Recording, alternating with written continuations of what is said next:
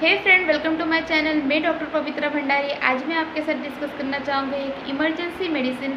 वैसे होम्योपैथी में काफ़ी इमरजेंसी मेडिसिन है जो इमरजेंसी कंडीशन में जब पेशेंट आवे तब उस टाइम पे यूज़ कर सकते हैं हम। काफ़ी लोगों को ऐसा लगता है कि होम्योपैथी खाली स्लोली और क्रॉनिक एक्शन में, क्रॉनिक डिजीज़ में ही काम आ सकती है, बट ऐसा नहीं है। होम्योपैथी हमारे कोई भी कंडीशन में जैसे इमरजेंसी भी टैकल कर सकती है, उसके पास इतना कैपेसिटी है। उन्हीं में से एक इमरजेंसी मेडिसिन लेके मैं आई हूँ ना, एमाइल नाइट्रोज़म के बारे में। एमाइल नाइट्रोज़म के बारे में जानते हैं कि एमाइल नाइट्रोज़म मतलब अगर पेशेंट आएगा तो क्या क्या कंडीशन लेके आएगा। जब पेशेंट एमाइल नाइट्रोज़म का किस तरह का होगा पहले वो जानिए। सपोज़ के पेशेंट, अगर हम एमाइल नाइट्रोज़म वाला पेशेंट आया तो उसको सीवियर चेस्ट पेन, जब एमआई का पेशेंट आता है हमारे पास तो वो सीवियर चेस्ट पेन एकदम कॉन्स्टिक्टेंट फीलिंग के साथ आता है। फिर साथ साथ में बहुत ही उसको पसीना आता है।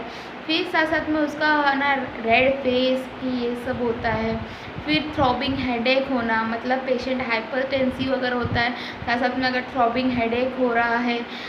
एमाइल नाइट्रोज़म का एक कीनोट सिम्टम क्या है कि कोई भी कंडीशन हो उसके साथ साथ अगर उसको ना हॉट फेस फ्लश हो रहा है, मतलब ना एकदम फेस का गर्म हो जाना, कोई भी कंडीशन चाहे वो गैस्ट्रिक कंप्लेन हो, चाहे वो कोई भी कंडीशन हो, अगर उसको अगर फेस फ्लश हो रहा है तो उस टाइम पे एमाइल नाइट्रोज़म ही प्रिस्क्राइब होना चाहिए। जैसे कि अगर हेडेक लेके आया है पेशेंट बोल रहा है मुझे बहुत ज़्यादा हेडेक है। हेडेक और पेन कैसा है? Throbbing type of pain. Throbbing type of pain में तो काफ़ी मेडिसिन है, बेलाडोना हो सकती है, ब्रायोनिया हो सकती है, कुछ भी मेडिसिन जो थ्रॉबिंग टाइप की। लेकिन हमको ये कैसे डिफ्रेंशिएट होगा कि हमको इसमें एमाइल नाइट्रोज़म देना है। एमाइल नाइट्रोज़म अगर पेशेंट अगर होगा throbbing headache with heat face flush, अगर ये आ रहा है तो एमाइल नाइट्रोज़म होगा। फिर थ्रॉट की कंडीशन में जैसे पेशेंट को ऐसा लगेगा अस्थमा के अटैक अगर हो रहे हैं, ब्रीदिंग डिफ़िकल्टी होगी, पेशेंट ऐसे पकड़ अपने गले को पकड़ के ऐसा बोलेगा कि मेरे को सांस नहीं आ रहा है, और ना क्या बोलते उस पूरा हाँपेगा, साथ साथ में ना उसका बीपी इंक्रीज आपको दिखाई देगा, और फेस फ्लशिश अगर हो रहा है तो उस कंडीशन में आप एमाइल नाइट्रोज़म को दे सकते हैं।